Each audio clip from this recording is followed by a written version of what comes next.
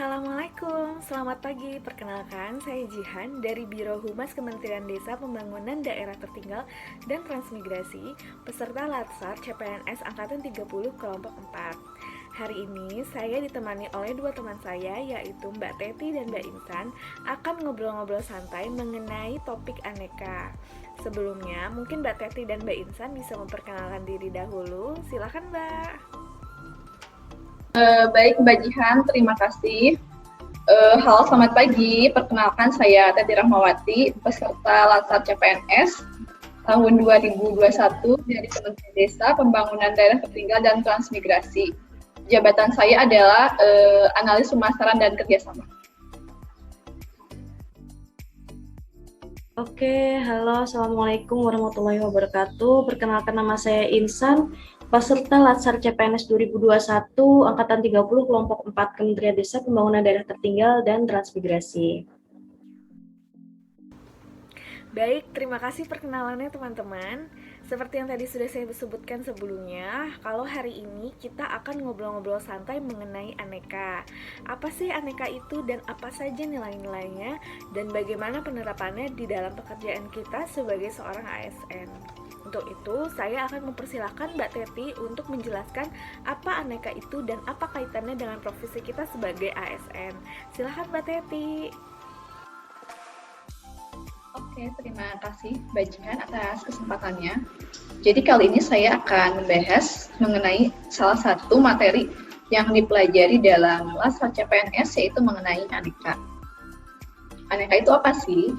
Jadi aneka itu kepanjangan dari akuntabilitas, nasionalisme, etika publik, komitmen mutu, dan anti korupsi. Nah, aneka ini merupakan nilai-nilai dasar yang harus dimiliki oleh seorang ASN dalam mengemban dan melaksanakan tugas jabatannya sebagai aparatur sipil negara. Nah, nilai-nilai aneka ini bukan hanya sekedar untuk dipahami saja, tetapi juga harus diinternalisasikan dan juga diimplementasikan dalam bentuk perbuatan sehingga terwujud seorang ASN yang profesional dan juga memiliki integritas. Oke, jadi selanjutnya saya akan menjelaskan mengenai definisi secara umum dari masing-masing nilai yang ada dalam aneka. Yang pertama itu adalah akuntabilitas. Akuntabilitas itu adalah kewajiban seorang individu, kelompok maupun instansi dalam melaksanakan tanggung jawabnya sesuai dengan amanatnya. Lalu selanjutnya adalah nasionalisme. Nasionalisme itu adalah rasa cinta tanah air yang timbul karena adanya persamaan cita-cita, kebudayaan, dan wilayah. Lalu selanjutnya adalah etika publik. Etika publik ini adalah standar untuk menentukan benar atau salahnya suatu tindakan atau keputusan dalam rangka menjalankan pelayanan publik. Lalu yang selanjutnya adalah komitmen mutu. Komitmen mutu ini adalah konsep yang terdiri dari efektivitas, efisiensi, inovasi, dan juga mutu. Dan keempat hal tersebut diperlukan untuk menjalankan tanggung jawab pelayanan publik. Lalu nilai yang selanjutnya adalah anti korupsi. Definisi dari korupsi sendiri adalah penyalahgunaan uang atau jabatan untuk keuntungan individu maupun kelompok. Dan untuk membangun sikap anti korupsi, maka seorang ASN itu harus memiliki karakter-karakter antara lain adalah jujur, adil, bertanggung jawab, dan berani. Mungkin seperti itu Mbak Jihan. Terima kasih. Wah, lengkap sekali penjelasannya. Terima kasih banyak Mbak Teti. Nah, di dalam aneka sendiri terdapat nilai-nilai yang lebih detail lagi. Jadi kalau tadi Mbak Teti sudah menjelaskan definisi atau konsep dasar dari aneka, maka saya akan mempersilahkan Mbak Insan untuk menjelaskan lebih detail lagi mengenai nilai-nilai apa saja yang terdapat dalam aneka. Silakan Mbak Insan. Baik, terima kasih Mbak Jihan atas kesempatan yang telah diberikan. Seperti apa yang telah dijelaskan oleh Mbak Teti ya, tentang apa itu akuntabilitas, apa itu nasionalisme, apa itu etika publik, kemudian apa itu komitmen mutu, dan yang terakhir apa itu anti korupsi. Yang kelimanya biasa kita sebut dengan aneka. Saya akan memperdalam pengertiannya dengan menjelaskan tentang nilai-nilai dalam aneka tersebut. Yang pertama, nilai-nilai akuntabilitas.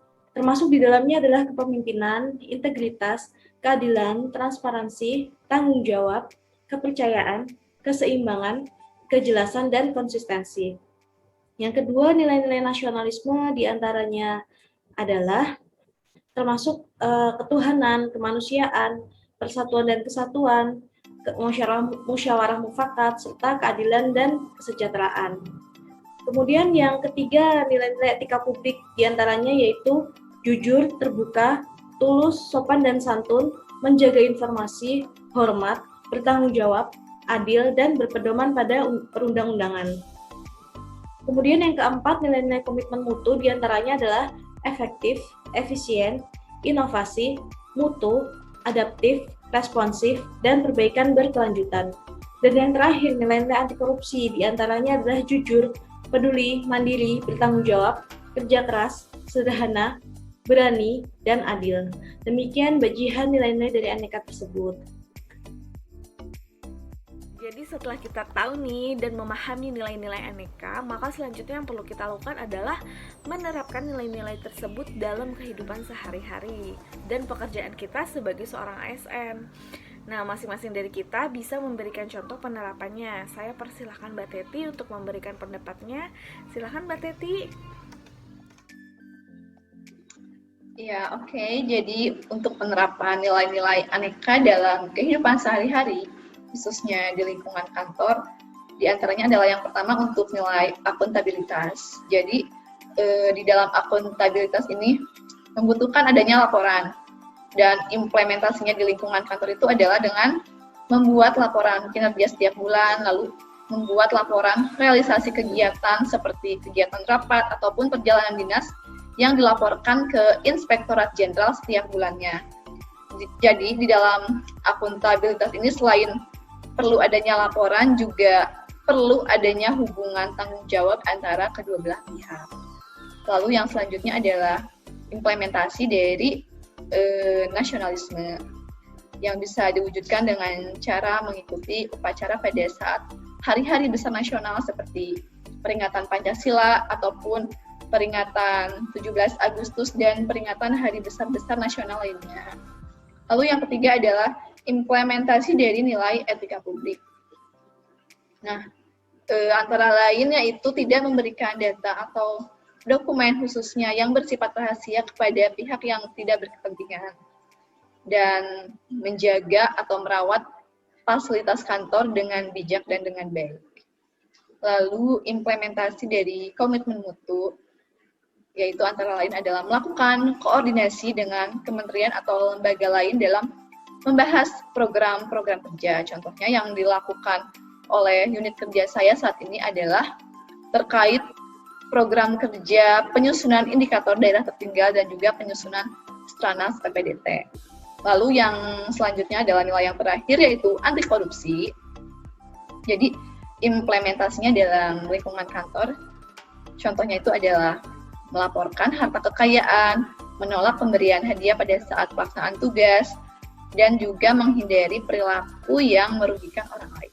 Seperti itu. Ya, terima kasih Mbak Teti. Mungkin Mbak Insan mau menambahkan sesuai dengan pengalaman Mbak Insan dalam penerapan nilai-nilai aneka. Silakan Mbak Insan.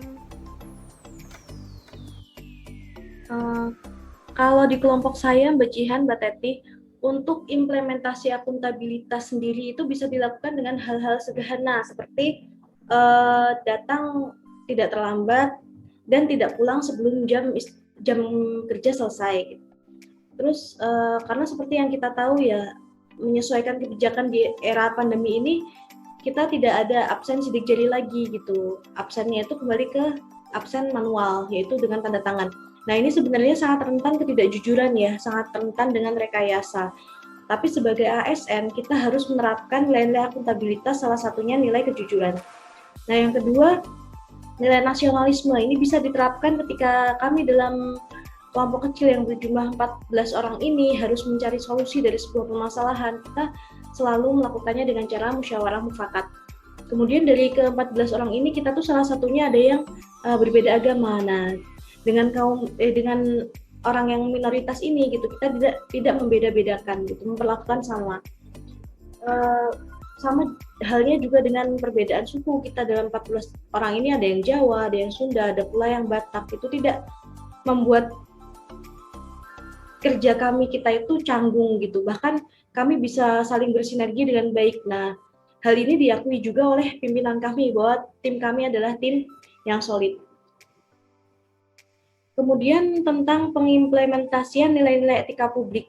Kami dalam satu ruangan itu selalu berkomunikasi dengan cara yang sopan, santun gitu, dan saling menghormati. Nah, kami juga saling merespon dengan cepat apabila di antara kami ada yang kesulitan gitu. Kemudian pekerjaan bisa diselesaikan dengan baik meskipun sebagian dari kami ada yang WFH, ada pula yang dinas. Seperti misalnya saat itu TU itu minta daftar riwayat hidup gitu ya, hari ini juga gitu, ada deadline-nya, jam 4 harus sudah dikumpul gitu. Nah, kita dengan cepat tanggap merespon hal itu, membantu teman-teman yang sedang dinas yang tidak memungkinkan untuk membuat daftar DRH itu, akhirnya kami bikinkan sehingga pekerjaan itu bisa selesai tepat waktu dan tidak menghambat pekerjaan dari TU itu sendiri. Kemudian tentang komitmen mutu, kami berusaha memenuhi nilai-nilai komitmen mutu misalnya dengan cara pengadaan wifi ya. Nah, karena saat itu terkait SOTK yang baru, kami mendapat ruangan baru dan belum ada koneksi wifi-nya gitu, sehingga sedikit menghambat pekerjaan kami. Nah, oleh karena itu pimpinan kami berdasarkan permintaan dari para stafnya menginisiasikan pengadaan wifi untuk dari anggaran kelompok ya, karena bagi kami kelancaran pekerjaan sangat penting untuk menjaga mutu atau output pekerjaan, apalagi di era digital, teknologi, sekaligus era pandemi saat ini yang semuanya terdigitalisasi. Yang terakhir terkait anti korupsi, kami menerapkan dengan cara yang sederhana, misalnya tidak membawa pulang fasilitas atau persediaan milik kantor untuk kepentingan pribadi seperti kertas, tip X, map, dan lain-lain. Nah, begitu kira-kira Mbak Jihan, Mbak Teti, contoh penerapan nilai-nilai aneka di lingkungan kerja saya.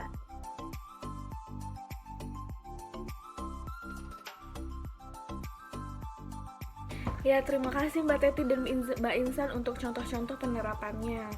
Saya juga mau menambahkan contoh penerapan yang ada di unit kerja saya, misalnya untuk nilai komitmen mutu yaitu nilai responsif.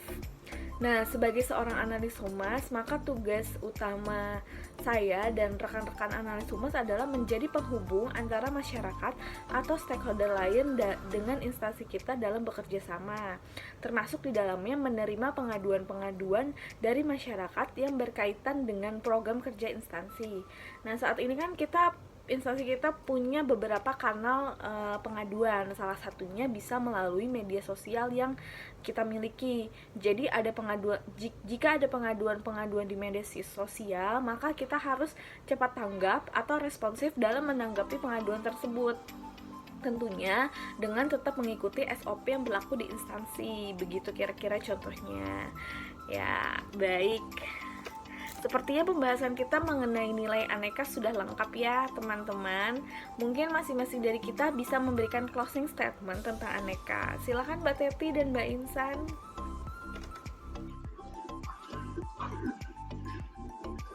Ya, jadi nilai-nilai aneka ini harus selalu ada dalam diri seorang ASN dan menjadi sebuah kepribadian yang diwujudkan dalam bentuk perbuatan dalam menjalankan setiap tugasnya, sehingga terwujud seorang ASN yang profesional dan berintegritas.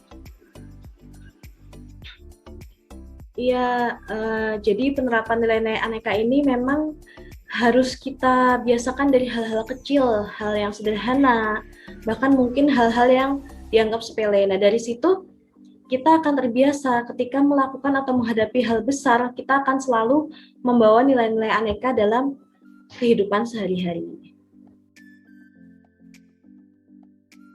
Kalau dari saya, aneka adalah suatu konsep nilai yang harus dimiliki oleh seorang ASN demi terwujudnya ASN yang profesional dalam melayani masyarakat. Ya teman-teman, sepertinya sudah cukup ngobrol-ngobrol kita hari ini mengenai aneka. Semoga pendengar podcast kita bisa memahami penjelasan kita mengenai aneka, dan semoga nilai-nilai aneka dapat mendarah daging di dalam diri kita sebagai seorang ASN. Ya cukup sekian, saya tutup ngobrol-ngobrol santai hari ini. Terima kasih. Assalamualaikum warahmatullahi wabarakatuh.